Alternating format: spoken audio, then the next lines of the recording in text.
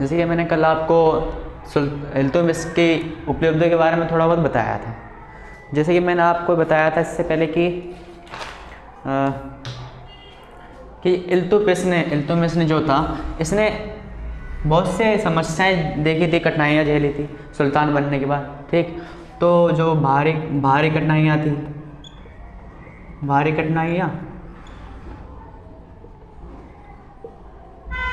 कठिनाइयाँ वाह आंतरिक कठिनाइयाँ देखी।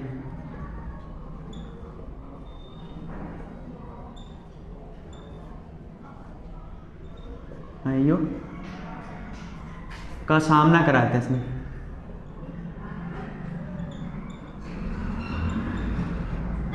लेकिन इन आंतरिक और बाहरी कठिनाइयों से घबराया नहीं था, बिल्कुल भी नहीं घबराया। कौन? इल्तुतमिश। इसने शांतिपूर्ण ढंग से मतलब ये जो इल्तुतमिश था कि राजनीतिज्ञ था, एक महान राजनीतिज्ञ रहा था अपने समय का। तो इसने राजनीति के दिमाग मतलब कहते हैं कि इसने दो नीति अपनाई थी, एक शांतिपूर्ण ढंग से और एक सावधानी की नीति अपनाई थी। दो नीतियां अपनाई थी। पहले ये बता दूं कि जो इल्तुतमिश था, इल्तुतमिश एक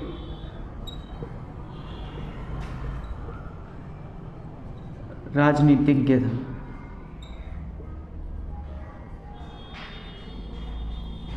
इसने इन समस्याओं से निपटने के लिए दो नीति अपनाई थी, एक सावधानीपूर्ण और एक शांतिपूर्ण नीति अपनाई थी। ठीक,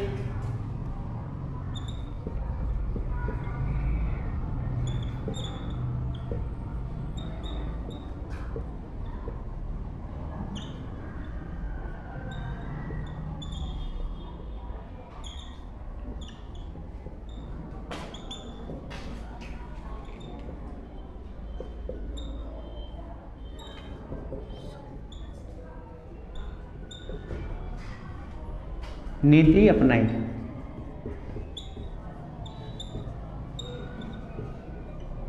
कौन सी दो नीति अपनाई थी? एक शांतिपूर्ण की और एक सावधानी की नीति। अब ये दो जो नीति अपनाई थी, इसने इसलिए ये नीतियां अपनाई थी क्योंकि ये नहीं चाहता था कि मेरे साम्राज्य क्या दिल्ली सल्तनत के अंदर गृह युद्ध हो या कुवाचा या यल्दूज जैसे जो शासक थे उस समय की, जो दिल्ली सल्तनत में अपना आधिपत्य जता रहे थे, इसके खिलाफ खड़े ना हो और मंगोल का खतरा भी टल जाए। इसीलिए ये चाहता था कि कुवाचा और यल्दूज थे आपस में ही, जो इसके शत्रु रहे थे, आपस में ही लड़े। तो ऐसे ही हुआ कि जब मंगोलों ने यल्दूज को गजनी से भगा दिया, था मंगोलों द्वारा, तो यल्दूज आकर पंजाब में आकर उसने कुवाचा को वहाँ से हटा दिया, मतलब उसको वहाँ से भगा दिया था। तो क्या हुआ, ऐसी इल्तुतमिश ने जो सोचा था कि अगर मैं ये नीति अपनाता हूँ तो मेरे को ही फायदा होगा इसका, तो वही नीति अपनाकर उसको फायदा हुआ कि जो यल्दूज था कुवाचा को हराकर मतलब एक दूसरे के शत्रु बन गए। जो इल्तुतमिश के शत्रु थे वो एक दूसरे के शत्रु बन गए।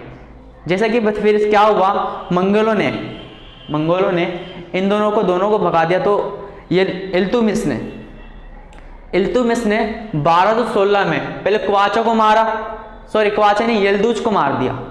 यल्दूज को खत्म कर दिया, उसका शासन खत्म हो गया यल्दूज का।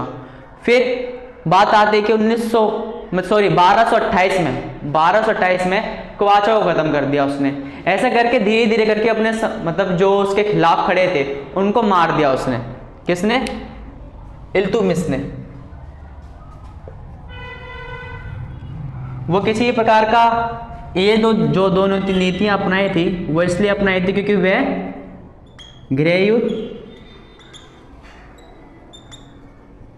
व अपने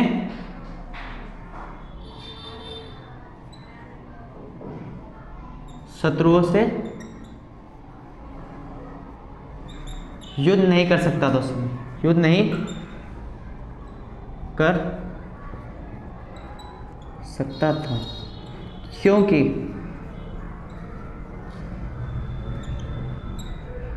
मंगोलों ने उत्तर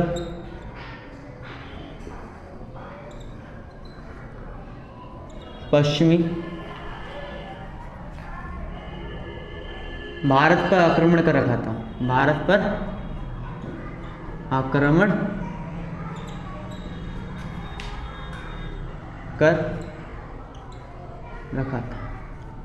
इसलिए जो इल्तुतमिश था वो बिल्कुल भी जल्दीबाजी नहीं करना चाहता था, इसलिए इन दोनों नीतियों को उसने अपनाना समझा। तो हुआ क्या, जैसा कि मैंने आपको बताया था कि मंगोलों ने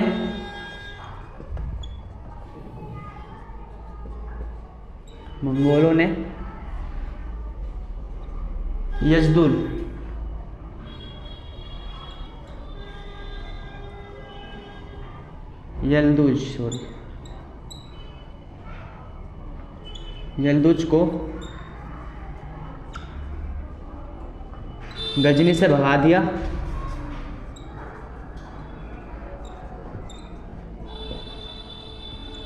और क्या हुआ फिर, यलदुज पंजाब आता है, पंजाब से क्वाचा को भगा देता है। पंजाब आकर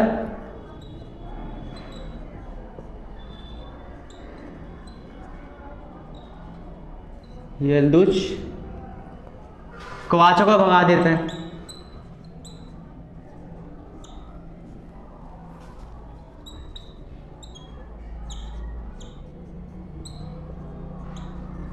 ऐसा होने पर क्या होता है कि जो इल्तुतमिश के दो शत्रु थे टक्कर के, क्वाचा और यलदुज, ये दोनों आपस में एक दूसरे के शत्रु हो जाते हैं, जिससे क्या होता है इल्तुतमिश को इन दोनों को खत्म करने में ज़्यादा परेशानियां नहीं होती, ज़्यादा समस्या नहीं होती है। तो क्या होता है 1216 में पहले इल्तुतमिश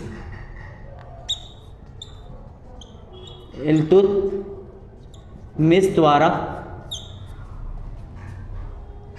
यलदुज को मारा जाता है, यलदुज का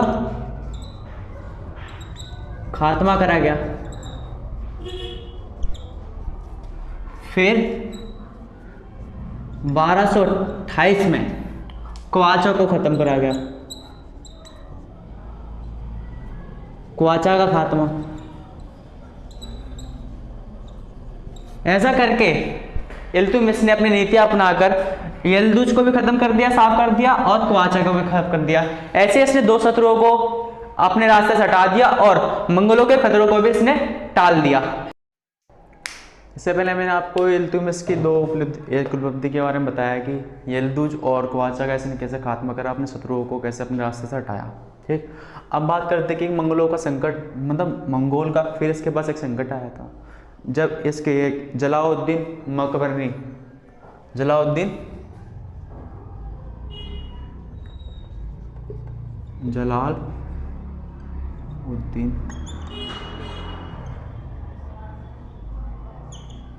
मकबरनी, क्या हुआ, जलालुद्दीन मकबरनी का पीछा करते हुए एक चंगेज खान का कमांडर खवारजमी का पीछा करते हुए चंगेज खान के नेतृत्व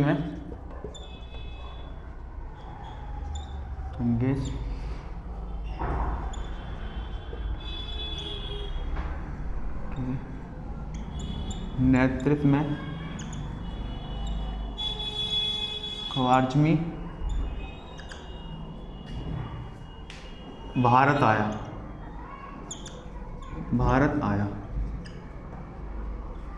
अब इसका खतरा कैसे हुआ, मतलब इल्तुतमिश को इसका खतरा कैसे हुआ, तो ये बताऊं आपको।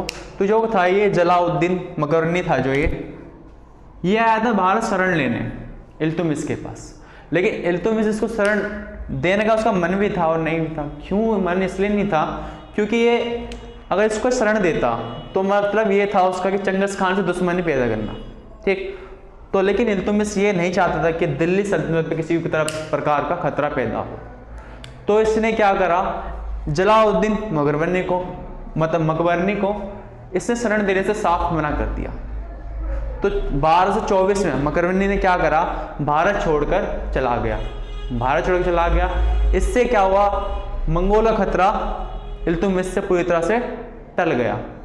फिर कहा जाता है कि चंगेज खान की मृत्यु हो गई थी 1227 के दौरान, 1227 के दशक में। तो आपको बता दूं कि जलालुद्दीन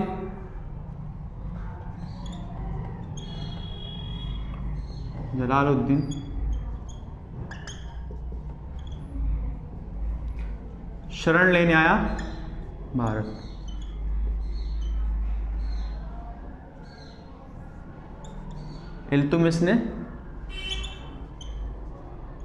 इल्तुतमिश साफ मना कर दिया, मना कि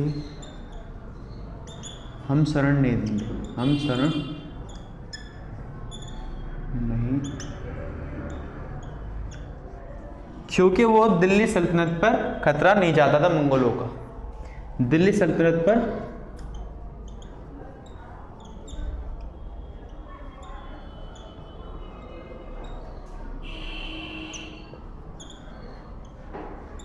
मंगोलों का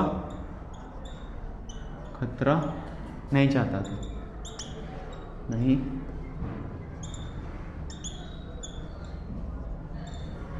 जब ने शरण देने से मना कर दिया जलालुद्दीन को इल्तुतमिश ने, तो क्या हुआ?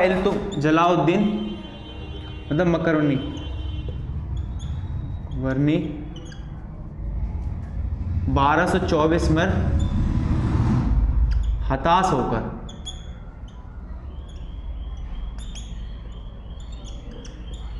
भारत छोड़ के चला गया। भारत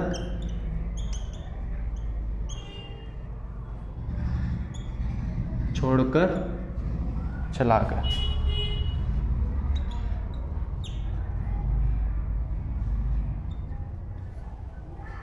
ये तो था मंगोलों का छोटा संकट था जो इल्तुतमिश को घबरा रहा था। क्यों घबरा रहा था? क्योंकि जलालुद्दीन मकरवनी के पीछे करते हुए एक खवारजमी चंगेज़ खान का एक कमांडर था, ये पीछा करते हुए भारत आ गया था।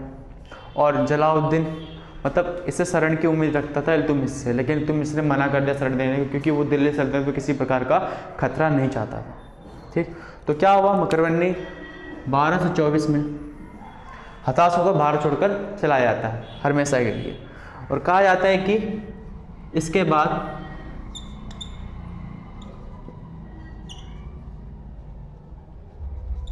चंगेज़ खान की 1227 में मृत्यु हो जाती है,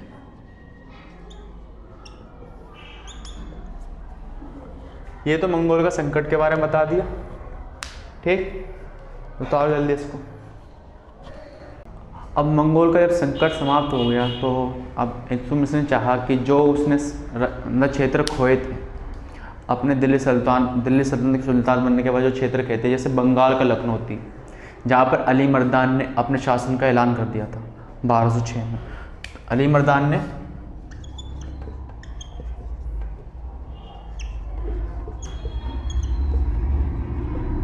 यहाँ अपने शासन का ऐलान कराया था, अपने शासन का ऐलान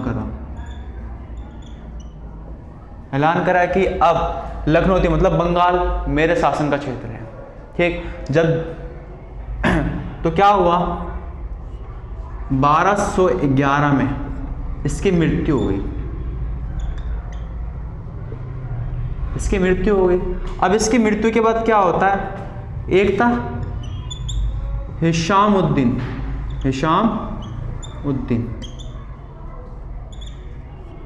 इवज। हिशामुद्दीन इवज ने अपने आप को बंगाल का शासन घोषित कर दिया या बंगाल का शासक बन बैठा। ठीक, हिशामुद्दीन बन गया। उसके बाद अली मर्दान के बाद कौन बना बंगाल का शासक? हिशामुद्दीन बना। तो क्या था? बंगाल उस टाइम पूरी तरह एक सिंह शासन बना।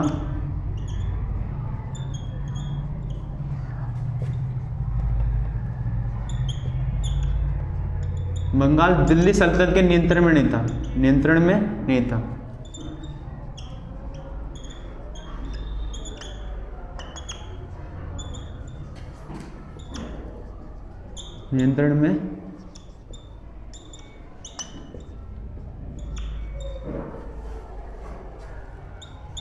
अब सुल्तान चाहते, दिल्ली सल्तनत के सुल्तान हिशाम इल्तुतमिश ये चाहते थे कि ये बंगाल अब हमारे आधिपत्य में हो जाए, तो इसने तीन प्रकार की नीति चलाई,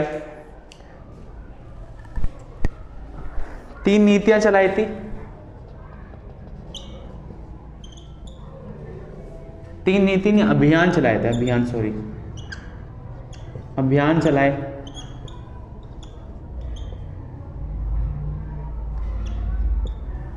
जिसमें से एक अभियान चलाया था 1225 में।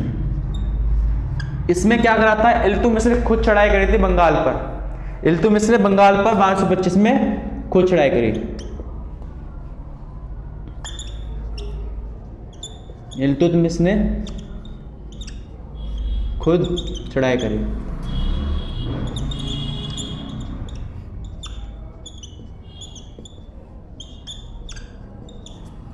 और बिहार को अपना आधिपत्य कर लिया। बिहार पर अपना आधिपत्य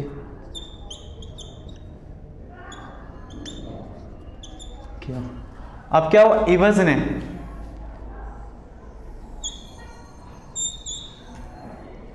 ये हिसामुद्दीन इवज डर के मारे क्या करें, हिसामुद्दीन इवज ने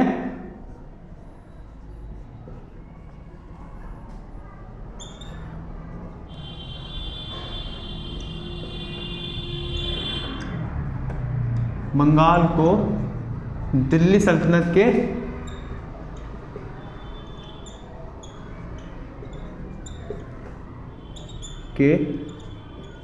अधीन कर दिया, यानी दिल्ली सल्तनत के आधिपत्य को मान लिया इसने। इवज ने दिल्ली सल्तनत के आधिपत्य को स्वीकार कर लिया था, लेकिन ये तो भी शांत नहीं बैठा, इसने फिर बंगाल को स्वतंत्र करवाने के लिए कदम बढ़ाए। इवज ने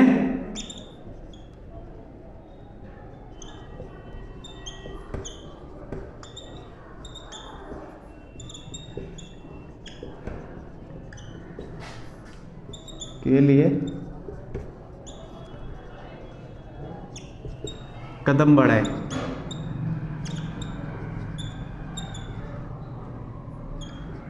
लेकिन तब इल्तुतमिश के पुत्र नसीरुद्दीन आगे बढ़े और उसने इवज को 1226 में युद्ध में मार दिया और लखनौती पर दोबारा आधिपत्य स्थापित कर लिया।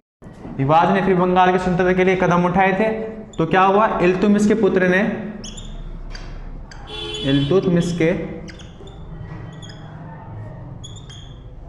के पुत्र नसीरुद्दीन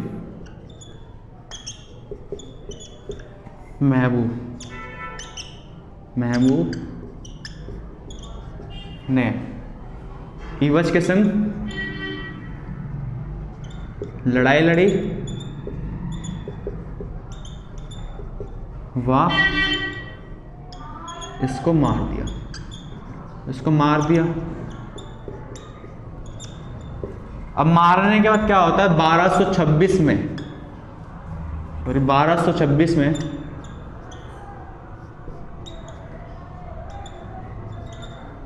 लखनौती यानी बंगाल पर पूर्ण आधिपत्य जता लेते हैं, पूर्ण आधिपत्य स्थापित कर लेते हैं,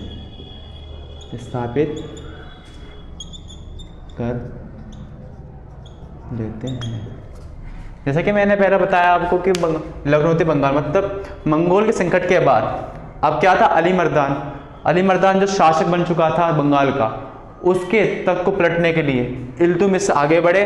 और जो अली मर्दान थी 1211 में इसकी मृत्यु हो गई थी।